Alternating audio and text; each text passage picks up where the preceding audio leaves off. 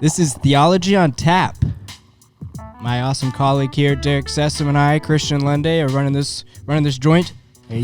We got two guests here, very awesome people, Michael Mumpower and Joseph Ivy. All right. So today, we're going to talk about the culturally relevant issue. But first, we're going to get to the beer of the day. Yeah, man. What do we got? We got Kilt Lifter by Four Peaks. And they're not an official sponsor, so we don't have official facts, so we're basically just going to read you what's on the label here. It's malty and toasted. It was made in Tempe, Arizona. Yeah. And we're in Glendale, so it's our backyard, basically. And it's an amber ale for all the beer guys who care about that. Yeah. What he said. For all your Scottish fans. Yeah. All right. So our first question is going to be for Michael and Joseph. Basically, this is Theology on Tap. Summarize your theology for the audience, and for us, some of us are laymen and don't know the vernacular. Yeah, like me, I'll ask lots of questions. Yeah, I like to play basically. dumb. So Joseph, we'll start with you. Summarize my theology. I believe in the Bible.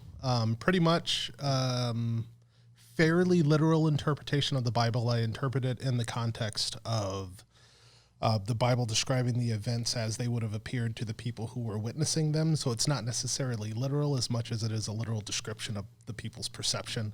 I tend towards young earth. That's the most controversial view I have, I guess. Wow, you're pretty vanilla. I am a boring man. Hey, my favorite flavor is vanilla. So Is it? yeah, it is. My favorite flavor is chocolate. That's what gets me by with all these cultural issues. Yeah. Okay. All right. Match made in paradise, I guess. Anything else? I don't think so. Really? Okay. Michael, what about you? Yeah, sure. So I'm a Protestant. So That's good to know. Yes, it is. Right. There you go. Right. Got to make that distinction first of all. Check the first box. Revolution. So yeah, I'm a evangelical Protestant, that kind of flavor. I go to a non-denominational church. So we have the highest view of the Bible possible and the highest view of Jesus as possible. I tend old earth. I didn't know we were going to bring that up, but I can bring up my other controversial no, view. it's okay. Let's not do that. And then as far as Arminian and Reform go, I was joking with these guys earlier. I'm 49% Reformed and 51% Arminian. So I tend to go back and forth. So those are the major things, I guess, to know. So, Derek, please explain. I think I line up pretty close with what Joe was saying. I grew up a good old Baptist boy in the Bible Belt, so our most controversial fact was that you can't be controversial, so that was always fun. And yeah, literal as you can get with Scripture. Obviously, the divinity and sovereignty of Christ, pretty middle-of-the-road stuff, unless it's not, in which case somebody should be educating me, because for what I can tell, that's pretty mainstream. But Yeah, pretty much. yeah, it's pretty right down there. I feel like I'm the most controversial one here, to be Hey, honest. bring it home, buddy. What do you got? I'm a pretty deterministic Calvinist. Not Fun as stuff. deterministic as, Dr. James White, but I'm close. I would say I'm 80% Calvinist, 20% Arminian. I don't know. Pareto's law. I just threw that out there because I actually don't know the actual quantifications for something like that. I lean towards young earth as well. I'm definitely not a theistic evolutionist. I am definitely a creationist. I also am a eschatologically wise. I am a partial preterist, postmillennialist. But when it comes to postmillennialism, every once in a while, I'll see in the news, some little bits and pieces, and you'll see the hashtag #ThatPostMill because it's a sign that society's getting closer and closer to be like Jesus. Mm-hmm. And then you turn on the news and you realize that ain't true. It's very far from it. So I honestly, my postmillennialist view is pretty relaxed right now because I'm not very sure in it. But I'm sure I'll run across some data or something to reinforce my belief in that. But that's how I'd classify myself right now. So I'm going to make a terrible mistake and try to quote someone from Christian history. Oh, do it. I'm sure your audience will correct me. But I believe St. Augustine was the first one to articulate your view. He was. Yeah, I think in, it wasn't I forget what text it was. That's probably for the better. Yeah, you don't want to bump up that 49% to 50% just by knowing. I don't think it was City of God. I think it was the other one. But I don't remember.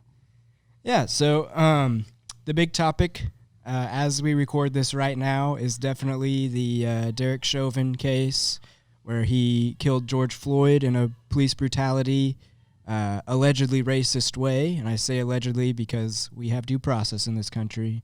It's not opinion or anything. That's just the facts. Yep. But my question, I'm going to start with Joseph because he's our resident black guy. What is your standpoint on race, and how do you justify your viewpoint on race? Broadly speaking, I think race is arbitrary and illusory. I don't think it's a real thing. I don't think it's important. It's important in the context that people treat it as important. Mm-hmm. So in that sense, it's front of mind, particularly right now. But generally speaking, it shouldn't matter. There is a little bit of in-group preference. So most of my friends are tall. Most of mine as well. I'm 5'5". I don't think I discriminate against short people, but most of my friends are tall. Yeah. And most of my friends are Christian. Most of my friends are smart. It's not that I dislike different people, but those are things that I'm drawn to, and I can see some people are just drawn to similar skin colors. I think that's silly, but it's just about as silly as me liking other tall people. Well, I think you raise a good point. Like, where do you think that if there is like a defining line between like preference and what you would see more of like a tribal notion in the sense of us wanting to belong to something bigger than ourselves? So like a race or a creed or something like that. Well, when it comes to things that don't determine anything important about you, I think the dividing line is whether or not you're willing to change your views in particular instances based on the evidence. Yep. So if I'm driving along and I see a group of Hispanic men standing outside of a Home Depot, I will instantly assume they are day laborers. Now, if I stop and talk to them and it turns out they're street preaching, but I still say, no, you guys are day laborers. I'm crossing a line. I'm ignoring the evidence that's right in front of me, and instead I'm choosing to believe the bigotry or the prejudice that I used initially. Mm-hmm. And I think that's really where the proper line is. You can't navigate through reality without assuming things about people when you meet them. But if you hold on to those assumptions despite additional evidence presenting itself, that's a problem. Yeah. Fair enough. Michael? Yeah, so I actually, it's been a few years, but I actually looked up the definition of racist, and it's judgment solely based on the color of skin or ethnicity. So I would tend to agree with Joseph. If you are judging people solely based on attributes outside of their control, those are poor judgments. Mm-hmm. And agreed. The thing about poor judgments too is they lead to poor actions. So there is an aspect of humanity where Joseph's absolutely right. You have to make certain assumptions about people. It's how we navigate reality. But once those judgments are confronted with evidence, or prejudice are confronted with evidence, you have to drop them. And I think the line, to be more specific, is behavioral, right? So it's when I'm faced with this evidence that's contrary to my assumption, and then I act to the contrary. And I mean act specifically. I act on those biases. I think at least that should be the line criminally, for example, and also the line, I don't know, for lack of a better term, civil society. Yeah. So, I mean, if I'm from the outside looking, I don't know your heart, right? I don't know your intentions. I don't know your mind. So for the outside world to judge, it has to be behavioral based. And that's where we have to draw the line, because unfortunately we're very limited that way. So, and then was that the whole question? Yeah, that's Okay, pretty good. much that's pretty much the question. I think it's a very important point that Joseph brings up, and it's about, giving certain information. You need to be able to remove, the way you're judging the aspect of the person and change it based on the way that the evidence is presented to you and the evidence itself. I think that's an important distinction, especially as Christians, because God gave us the distinctions by which we should judge people, and it's pretty significant because it was so, I guess, for lack of a better term, lax. Like, the basis on which you should judge people is hardly any. They're your brother. They're your brother in Christ, especially saved people, and even, non-believers. They're still made in the image of God. They still have the image-bearing logo, if you will, invisible to us, but very visible to God, and it matters to him. And I think that is the standard by which we need to judge people, is that they are made by God. That's his handiwork, and we need to treat them accordingly, no matter how they treat us. Yeah, so you're talking a lot, and this is my kick I'm on right now, is Christian worldview. You're talking about that Christian worldview. And I think as far as evidence-based goes, I had this interesting conversation with an Orthodox gentleman. An Orthodox, Greek Orthodox, I mean specifically, or Eastern Orthodox, to be more general, their view of logic is very different. And they actually kind of make fun of the Church of the West for how logical we are. And he said to me, you're using the other side by using logic. And I said, no, you're completely wrong. It's the exact opposite. And we were talking about in the context of the new atheist. And I'm like, no, actually, God gives us the grounding to be rational and reasonable. So one way to think of it is if you cut flowers, right? They're beautiful for a while in a vase, but they all die. If you take God away from morality, from logic, from reason, they fade. They get replaced with things like postmodernism and kind of the craziness we're seeing now, where people can make these statements that, all police are bad. Really? That far, huh? But, so when we talk about evidence-based and judgment, we're really using a very, very important word in the New Testament called discernment. And it kind of brings those things together so that you can make an informed, wise decision and act accordingly. And I've been on a little bit of a discernment kick because we did a Bible study in Hebrews in my Sunday school class, and that's one of the Hebrews is very interesting and very challenging, but one of the underlining themes that keeps playing through is a lack of discernment. Right. And these people in that time were, if you believe the author and his reading, were facing going to eternal judgment because of their lack of discernment. So it's an interesting accusation and very alarming to me personally. Sure, yeah, absolutely. So it's in the nature of, what would you say, refining, discovering, reintroducing discernment to society? Because if you're taken from like a broad sense, right? So what Christian just said was obviously from this table's point of view. I think we could probably all agree on from a Christ kingdom focused point of view. But where would you go translating that to everything that's going on right now? So I've kind of worked on this statement beforehand, so don't think this is that cool off the top of my head. But I was thinking about that question or similar questions like it. And I sincerely believe this, and I've kind of dedicated my life to this, is that we cannot serve a God we do not know, and we cannot tell people about a God we cannot serve, right? So with this discernment, it's the same as wisdom and knowledge. It begins with the fear of the Lord. And I take that to literally mean theology proper. Like, we have got, as Christendom, rediscover the intellectual side of our faith and really get to know God intellectually, but also know him personally. It would have been an amazing response if the Christian leaders came out and said, what we're going to do? We're going to call a national day of fasting and prayer. And we're going to pray for the victims. We're going to pray for the rioters. Mm-hmm. We're going to pray for the protesters. We're going to pray for the politicians. That would have set a really distinct tone from the gate, and maybe the world would take us more seriously when we say we want to have these kinds of conversations. I don't know, just some of the thoughts that are bouncing around my head. But to your point about discernment, it really starts with that fear of the Lord, of getting to know God and getting to know Scripture in a very serious and academic way, to the best of your ability. Not I didn't go to seminary. Not everybody can go to seminary. I'm not talking about that.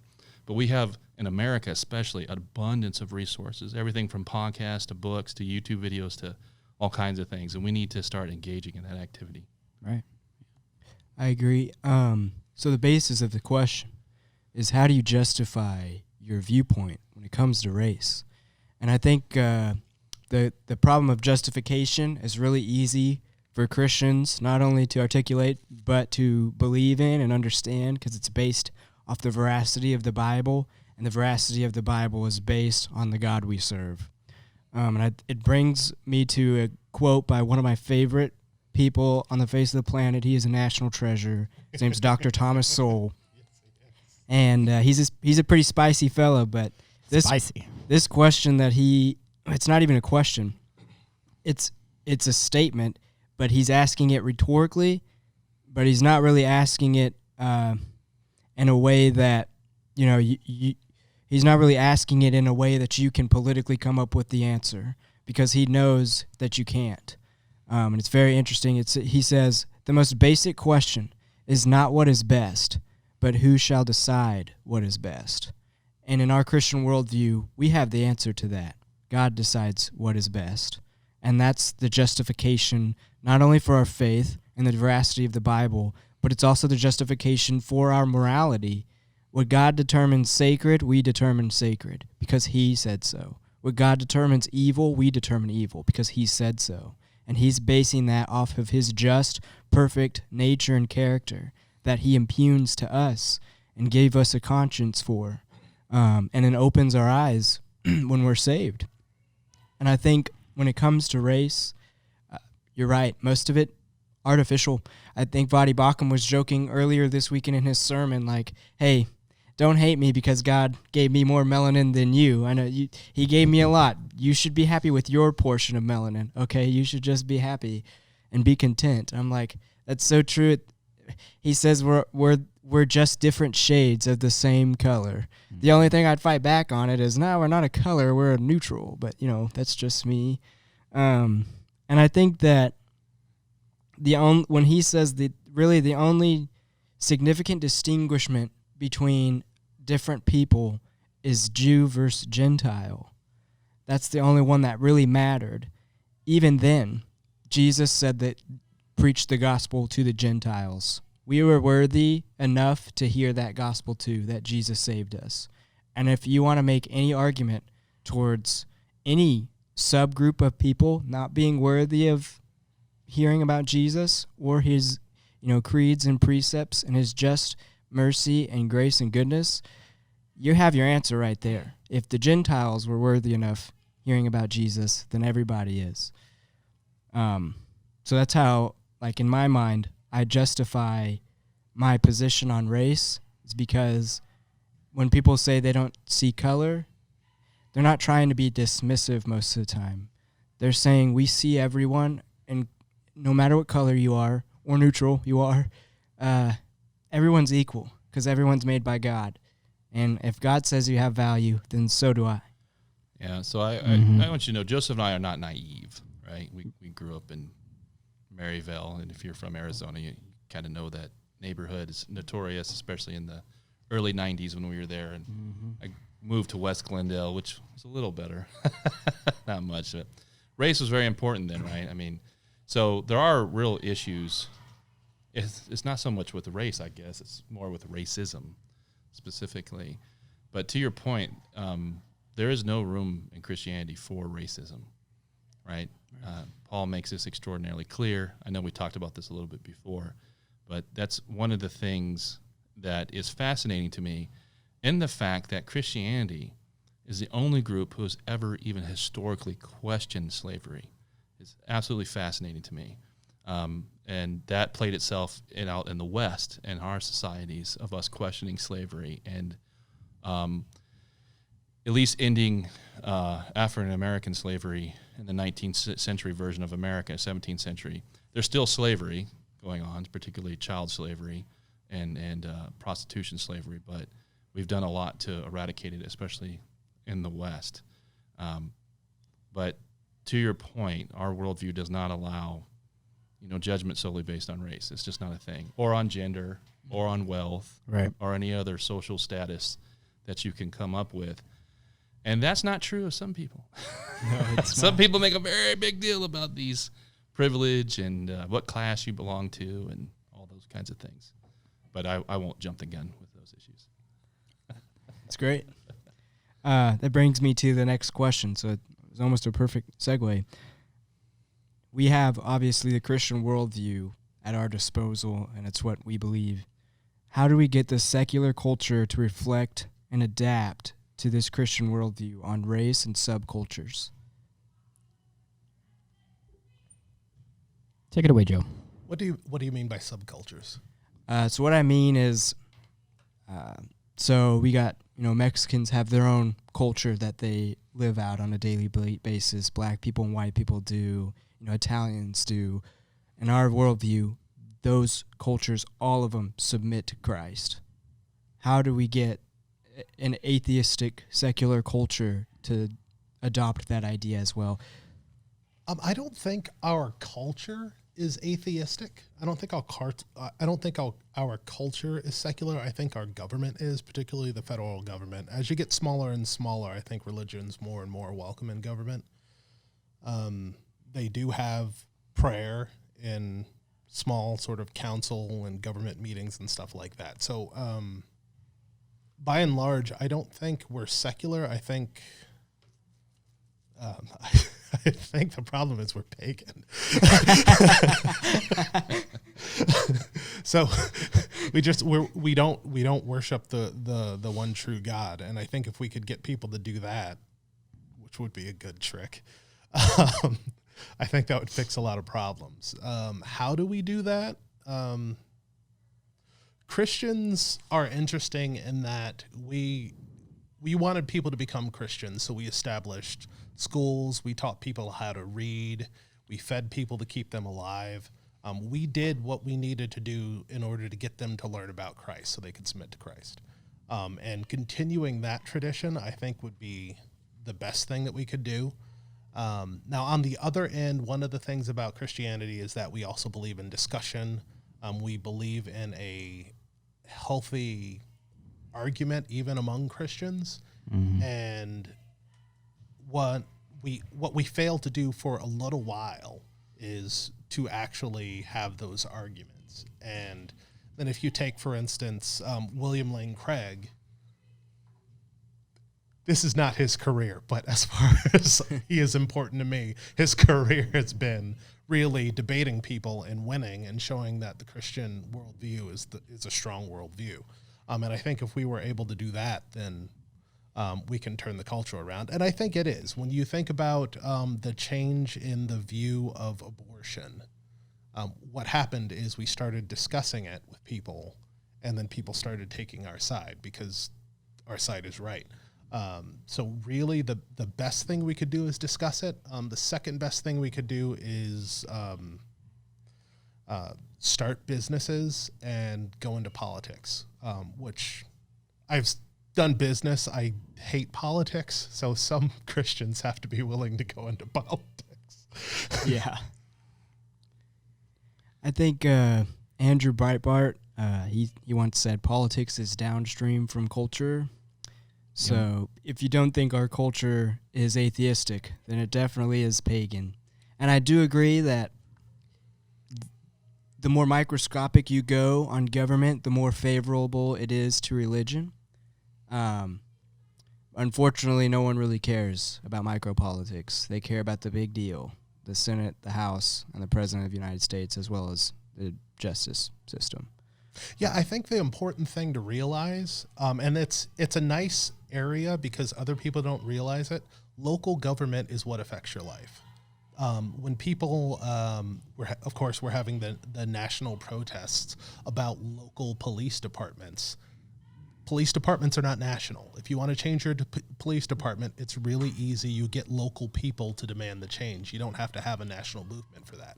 And as long as the other side is focusing on national stuff, we can change the local stuff. We can volunteer for school boards. We can homeschool our kids if we need to. We can start small local businesses, and we can change the culture that way. And we just got to get organized and do the work and get it done.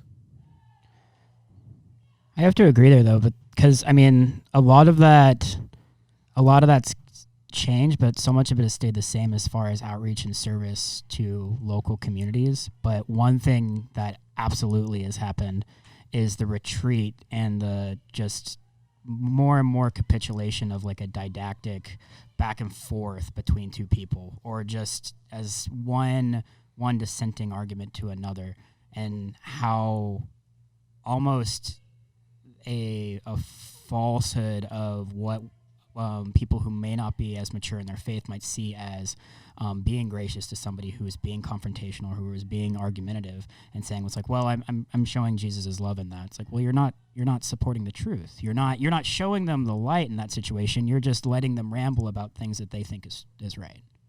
It's not actually promoting anything. It's not actually progressing them anywhere except down their own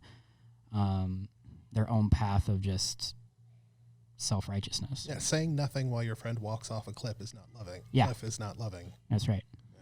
Yeah, and I would just say, we have some historical resources too. I mean, the Founding Fathers really did this well, and what I mean by the Founding Fathers is those who actually signed the Declaration of Independence. I know there's some debate about who the Founding Fathers are, but that's who I'm referring to.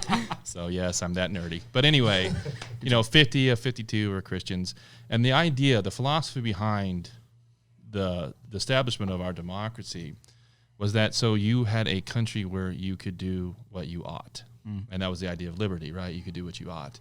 And this, particularly for the Christian, especially, the Anabaptists who came over and those who, and all the other Protestants who were persecuted by the Church of England, was that they wanted to be able to live the life they ought and model that in society. So yes, you have the freedom to be pagan, you have the freedom to be atheist, you have the freedom to be homosexual, but what the church has lost is our salt and light. We're no longer really modeling that well. That's one way we can do that. The other thing that we did, tragically, was we retreated from the culture. And particularly we retreated from intellectual circles like the university. And this is kind of the work that Dr. William Lane Craig, Dr. J.P. Moreland, Dr. Ravi Zachariah, work that they're trying to reestablish and engage back in. So we also need Christians in higher education and education in general. And we need to engage the culture. And unfortunately, to do that, that's a lot of work. That's reading books that are over your head. That's having uncomfortable conversations, that kind of thing. So, I agree. I do think that it's difficult, especially to get the culture to engage in Christianity, because the idea of the God that they think Christianity is not the God that we serve. It's totally different.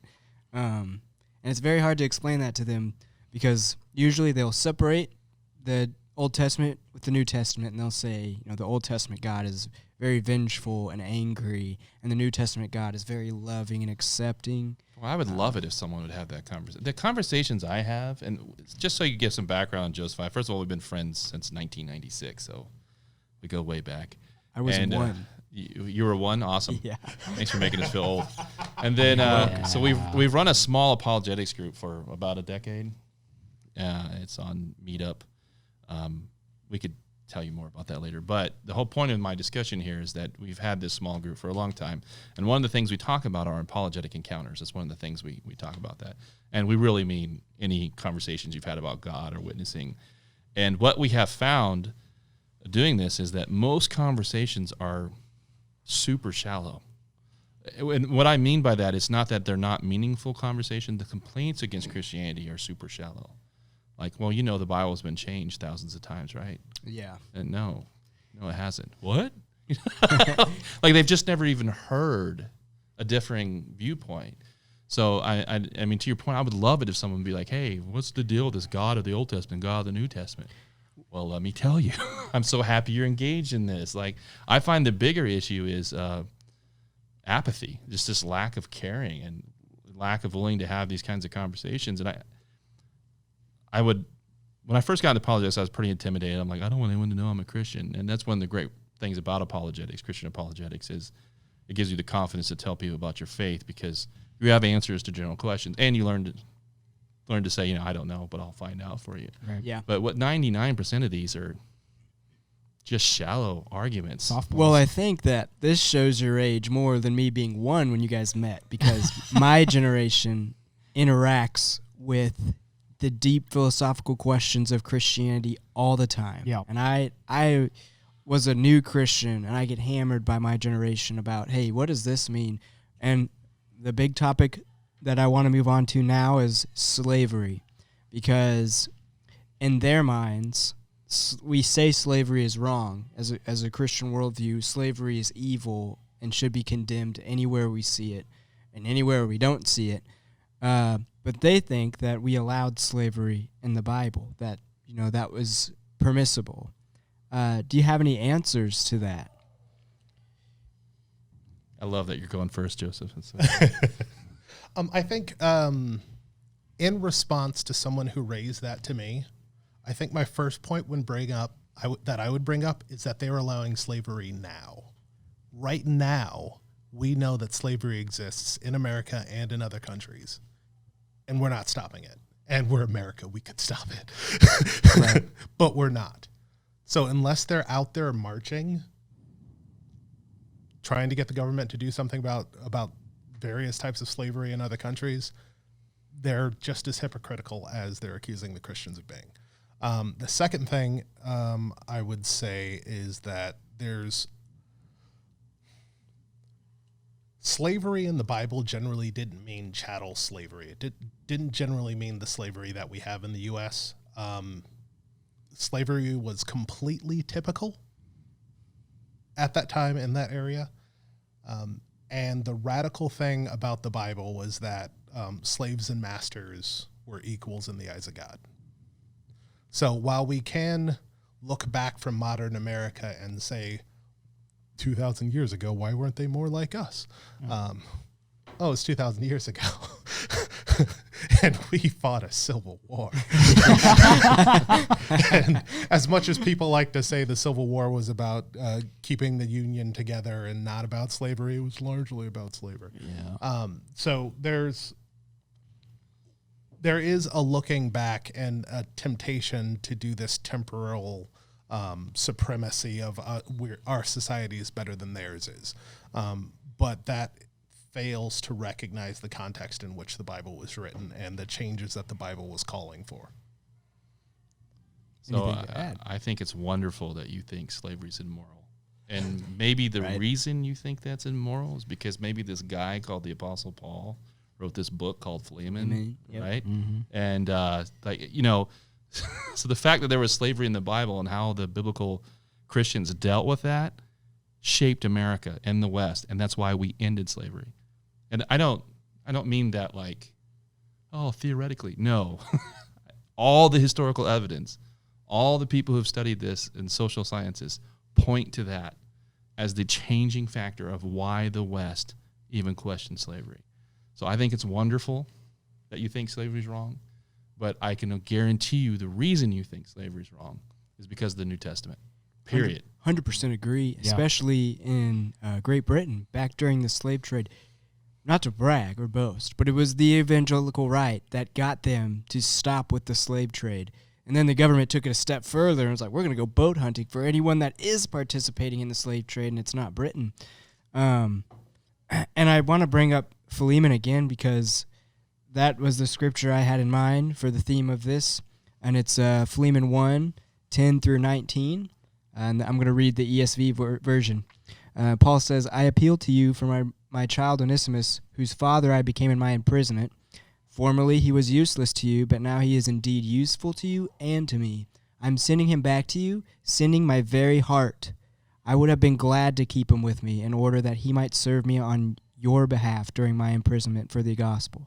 But I preferred to do nothing without your consent, in order that your goodness might not be my compulsion, but of your own accord. For this perhaps is why he has parted from you for a while, that you might have him back forever, no longer as a bondservant, but more than a bondservant, as a beloved brother, especially to me, but how much more to you, both in the flesh and in the Lord. So if you consider me your partner, receive him as you would receive me. If he has wronged you at all or owes you anything, charge that to my account. I, Paul, write this with my own hand, and I will repay it, to say nothing of your owing me, even your own self. That is so profound. I really don't know how the founding fathers got it wrong for that many years until we actually abolished slavery. So I do want to make a point, because when people answer this, I go nuts when they don't bring this point up. And Joseph kind of alluded to it, but another way to have this conversation is to ask them what they mean by slavery, right? Because most Americans think 17th, 18th century African-American slave trade. Bondservant is much different. Bondservant is, and it's good that the ESV translated that way, it's a different term. Now, to get into all the cultural specifics, you probably wouldn't like it. Yeah. I mean, let's be honest. There's some things about it you're like, oh, that's pretty terrible. But it is not 18th century, Southern plantation African-American slavery. It's a distinction thing. And the cultural equivalent we would have for that term bondservant would be employer and employee. Yep. That would be the cultural equivalent. Now, again, if you look into the details of that, you're going to find some disturbing things, which I hope you find disturbing, because that's the point, right? That's why we progress as society. So I do want to make that distinction for everyone who's losing their mind listening to this, going, why don't they say this? Perfect. Derek, you're our psychology expert at this table. Oh, boy. That's comparison to us. I don't want to put the weight on your shoulders too much. Sure. What do you think Philemon thought to himself when he read that? World-breaking, I think, would be one word.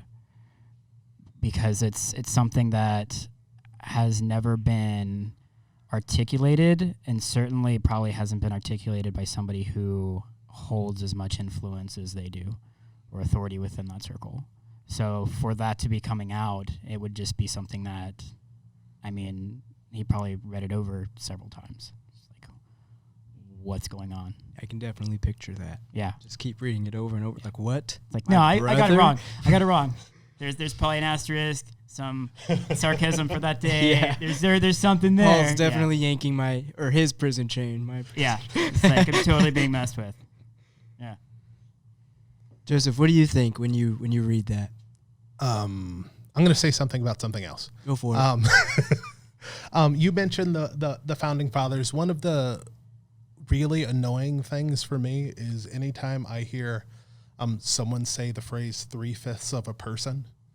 The 3/5 compromise is in the Constitution because there were a bunch of anti-slavery founding fathers, and that was the only way they could protect the Union. So it was limiting the power of the slaveholding states so that they couldn't count people as people for representation while not treating them as people in reality. So the idea that the founding fathers were all pro-slavery is false. Right. Likewise, I was at a church service on Sunday, because that's when they have them. And the pastor mentioned that George Washington owned slaves. George Washington got his slaves when he was 11. It was the law. And it was normal, and he could not free them. They made a bunch of laws that made it illegal to free slaves. There was a process that you had to go through.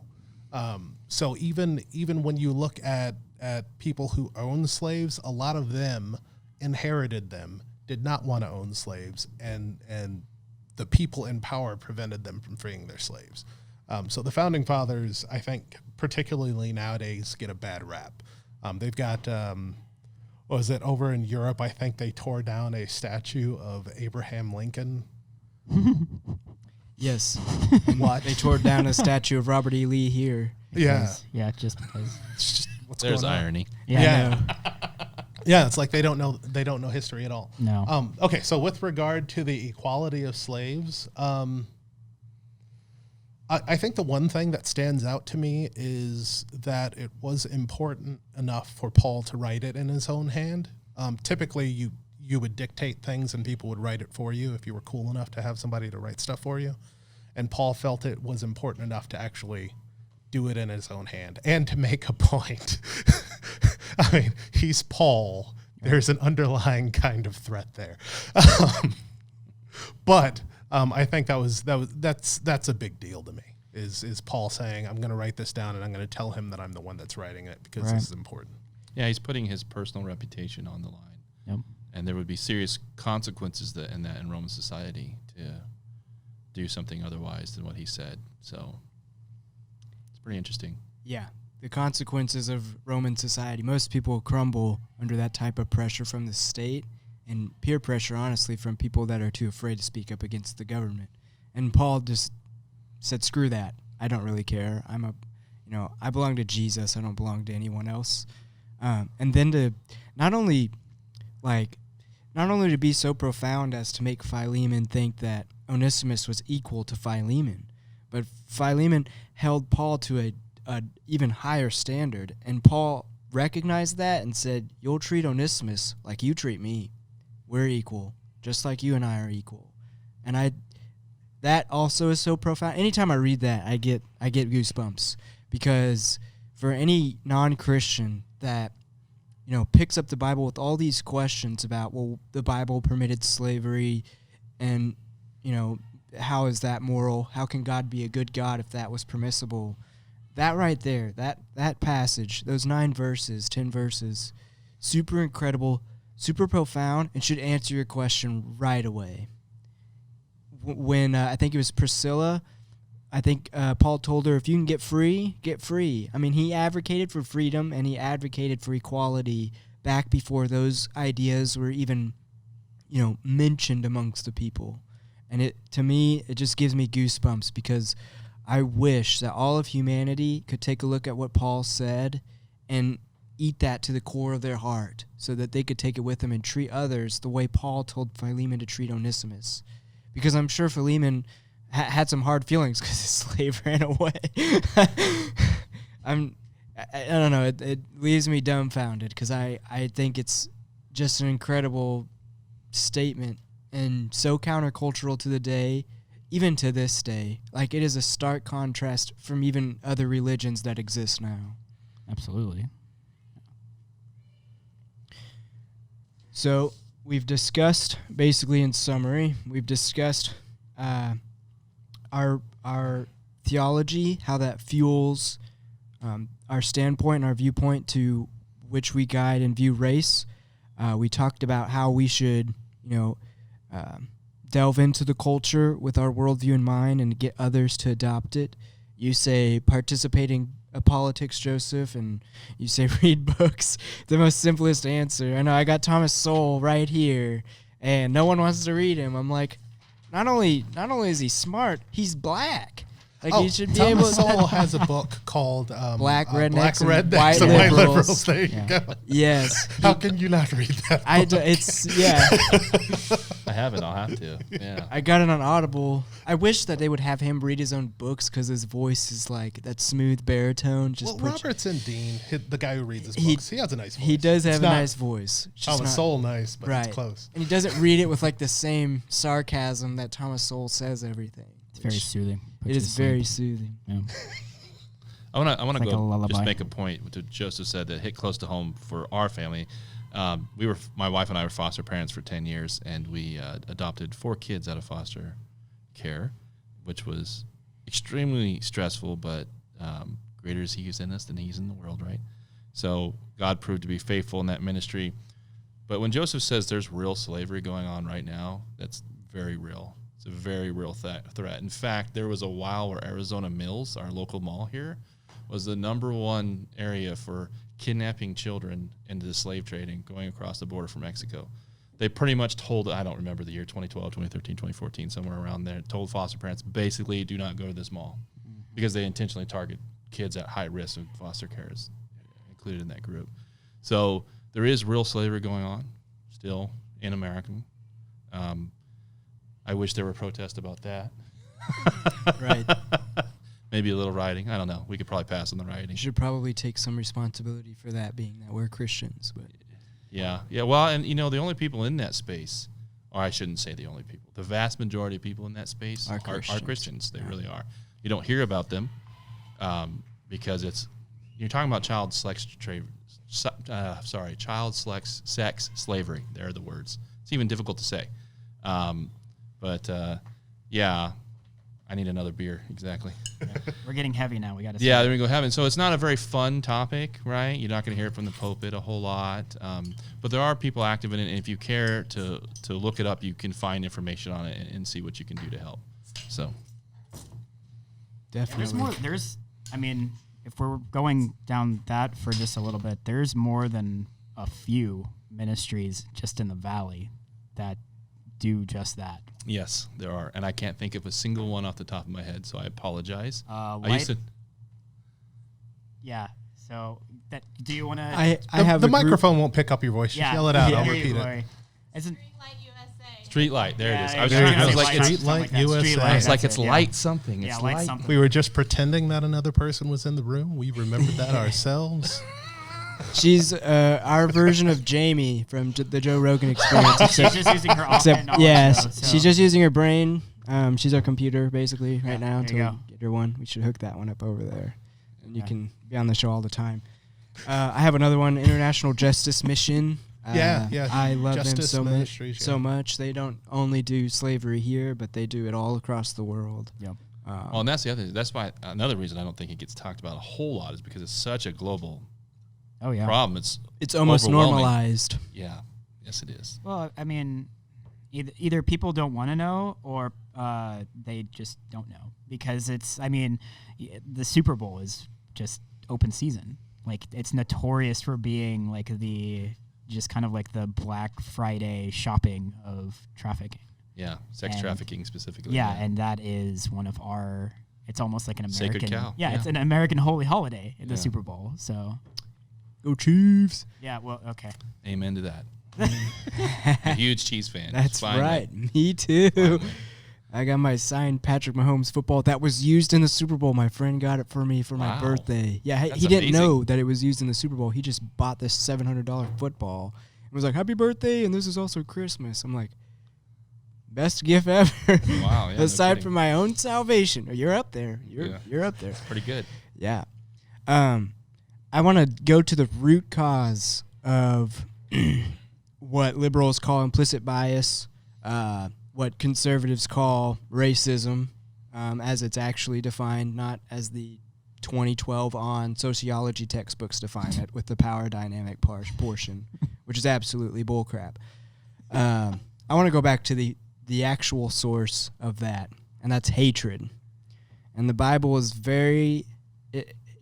it is a huge stickler on hatred, and Jesus always takes things a step further than what you think he's going to by saying, if you even look at your brother with hatred, you've committed murder in your heart. When we talk about engaging the culture with our worldview and eliminating slavery, should we distinguish hatred and racism, or should we combine them together? Joseph's I thinking. think they're different things. I don't think, in my experience, in my personal experience, which is very much United States, I've been to the United States and a little bit of Mexico. In my experience, the racist that I have run into in my life did not hate me. They assumed certain things about me and did not want me near them. Sometimes they would tell me, but it wasn't angry. There wasn't an emotional content to it as much as it was just, this isn't the way things are done here. So my family doesn't talk to black people, don't talk to my kids anymore. It was that sort of thing. Hate, I think hate is an outpouring after somebody perceives something as a threat. And I just don't see that happening. So I would definitely consider them different. And who was it? The Indian guy who was the president of King's College for a while. No. Dinesh D'Souza. Yes. Dinesh D'Souza makes a distinction between rational racism and irrational racism. So rational racism is... this is sad to say, but there are certain people who will get nervous when I am near them because they expect me to hit on them. Now, they expect me to hit on them, because around 15% of the black guys they run into hit on them. So they have an experience of getting hit on a lot. Now, after presuming I end up getting to know them, they move me away from the category of people who are going to hit on them and into a category of friend or whatever. Mm-hmm. But their experience has taught them to judge me based on my race. Irrational racism, I think what you can do, that's where you get into getting people to talk to each other. A lot of irrational racists, what'll happen is they get in the military, they're forced to work shoulder to shoulder with people of different ethnicities, and then their views change.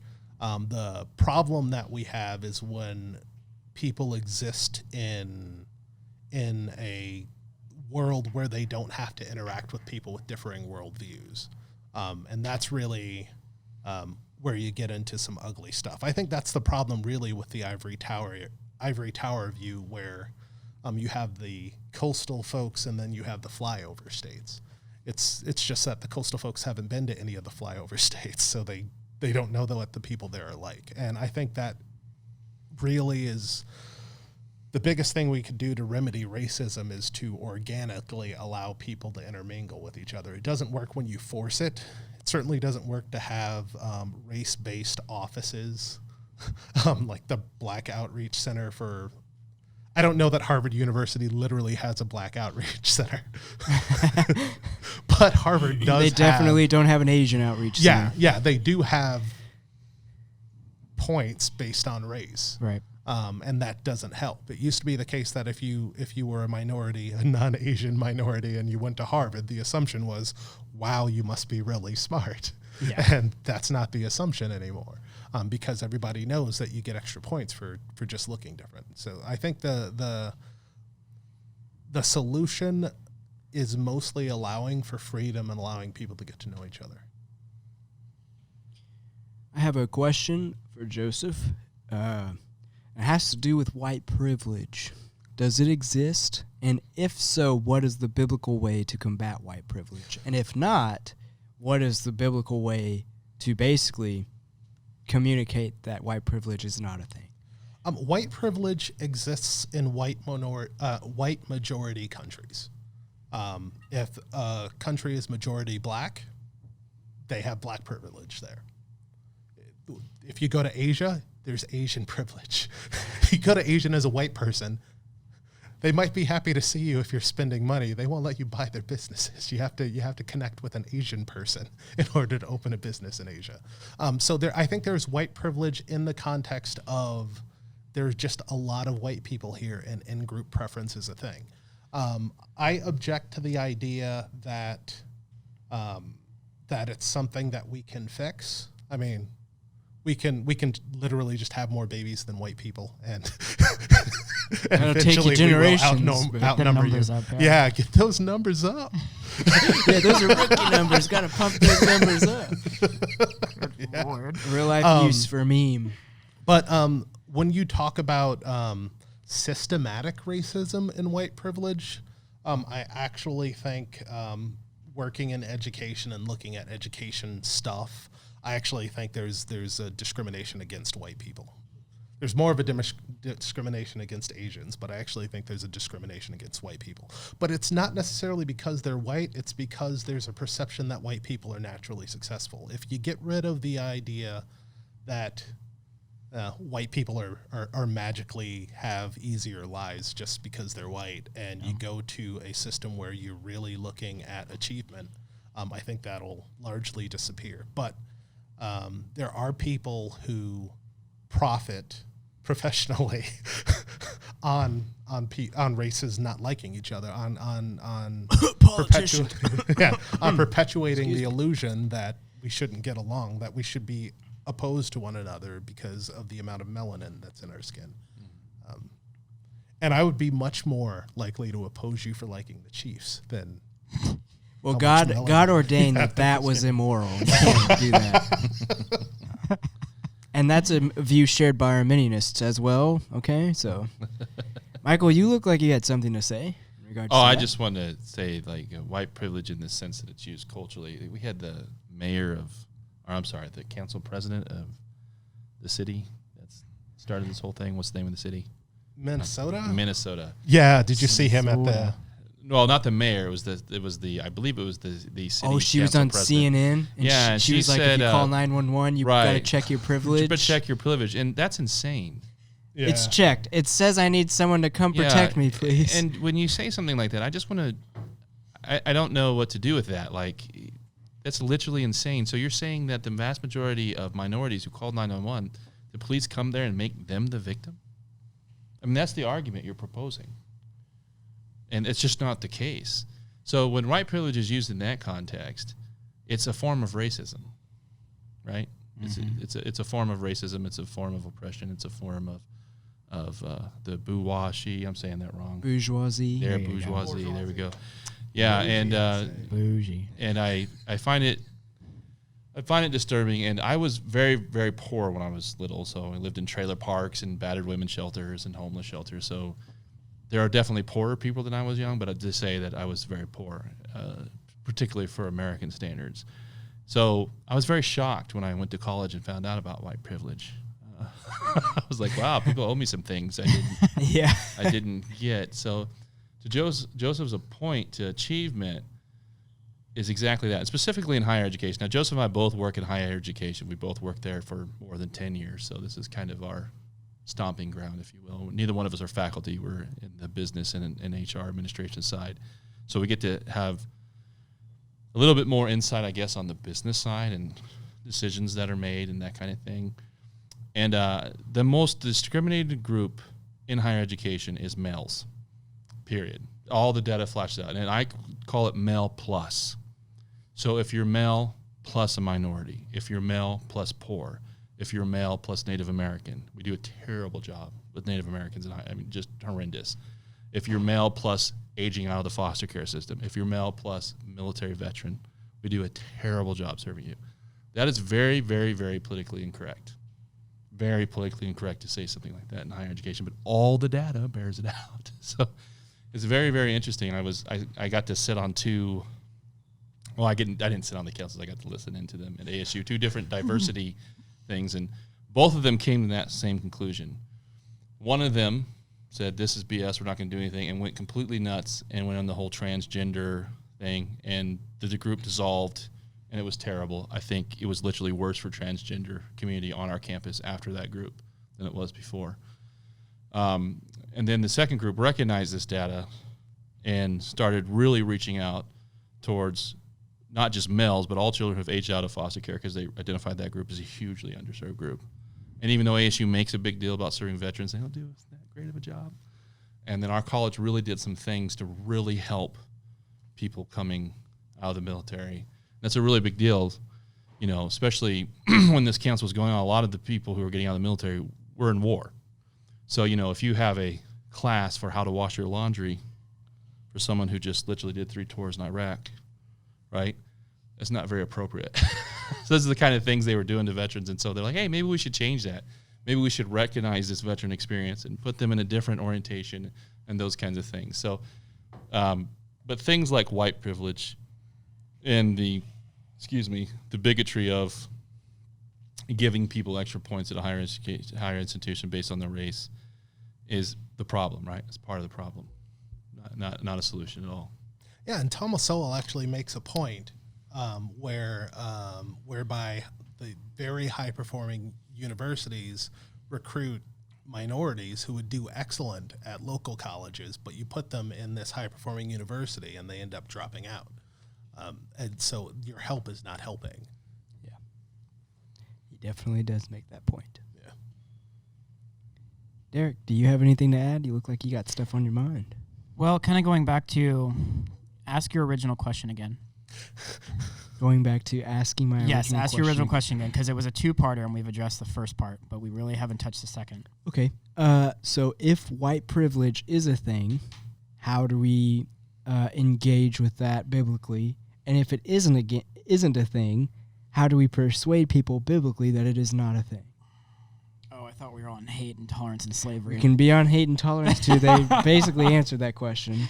Well, we definitely touched hate and intolerance and just how unequal certain systems are and how the pendulum swings on the opposite side of who we think are more privileged or capable of doing certain things, and how they actually end up being discriminated against because of that, perception. But what I find ironic is when you ask that question, we didn't even tap into the relevance or even existence of hate and how it would play a part in current day slavery at all. And that's really because it's more pragmatic than that. It's really something to where these aren't even human beings. They're capital that can be used for whatever means necessary to produce revenue. That's exactly right. If you hate someone, you have to elevate them. You have to level, give them, that decency. Yeah, I know it's ironic to say, but I absolutely agree. So I mean, it's almost there's no, the irony doesn't escape me that we didn't even touch the second part of modern day slavery in terms of discrimination or bigotry, because the only way that those that market exists is that you entirely reduce the humanity of those people who are being used. And that, I think, leads into the second part of your question, is how do we biblically help people see that worldview? Yep. Rev Zach Uriah did a talk to some healthcare workers. You can Google it, it's on YouTube. And it was amazing how he talked about human dignity and the role that played in the service that these healthcare providers did, and the extreme measures they went to save human life. And again, I think that's, one way that Christians now and historically have done very well. I think it's a third of our healthcare system is provided by Roman Catholics alone in America, and the other third by Protestant ministries. It's unbelievable. So that's one area where we're doing well. And I think that's an area where we can touch base with people. Like, hey, part of the reason that we have these amazing medical technologies is because of this Christian worldview of human dignity and life is valuable. So that's one way we can address this issue as Christians and try to convince the rest of the world to come along with us. Oh, yeah. Awesome. I think that that summarizes that particular issue. Anything else to add, actually, about making your bed? Yeah. Well, I think we've hit the end of our road. I don't want to end this as far as getting political without a biblical solution. Yeah. Is there a biblical solution? Even if systemic racism doesn't exist, is there a biblical solution to the problems of our impoverished communities and the check and balance that needs to happen as far as the government is concerned? So frequently I go back and forth between this dead guy named Booker T. Washington and another dead guy named W.E.B. Du Bois, which is spelled Dubois, but everybody says Du Bois. It drives me nuts. I was going to say, isn't it Dubois? Yeah, but if you say Dubois, no one knows who he everybody is? says Du Bois. So I tend towards Booker T. Washington, and his solution is industry and deferred gratification. If you work hard for money and you don't spend all of the money that you get, you might have a hard life, but you're able to contribute to the next generation. That's really what happened with me and my family. My grandparents professionally picked cotton, not just on the side. That was main stuff. My dad was in the military and went to college, and then I was not in the military and still got to go to college. My kids are going to be pretty advantaged in life, and you have to be willing to. The saying is, plant trees whose shade you'll never sit under, and that's really how you change communities in the world as a whole. Is you plant trees whose shade you'll never sit under. And what's wonderful about that, again, is our Christian worldview gives us grounding for that, right? Because we're playing the long game. We're playing eternity. Yeah. So what we do here has eternal effects. It's not abstract or some future ding-a-ling or something. I don't know where I'm going with that. I'll just skip it. But I think our Christian worldview with the eternal perspective there of do good work now, right, to benefit the future, but also eternity.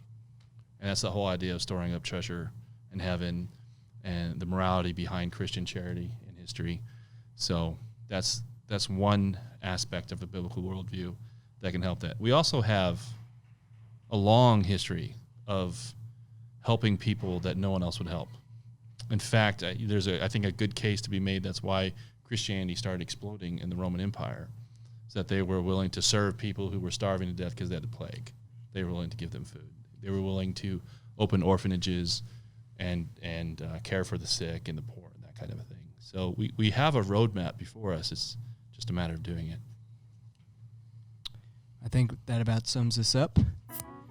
This was Theology on Tap with our guests, Michael Mumpower and Joseph Ivy, and my associate, Derek Sessom. I can't forget about Glory, our Jamie of this podcast. Our resident source of all knowledge.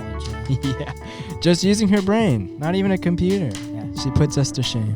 All right, thanks for listening, and hope you tune in next time.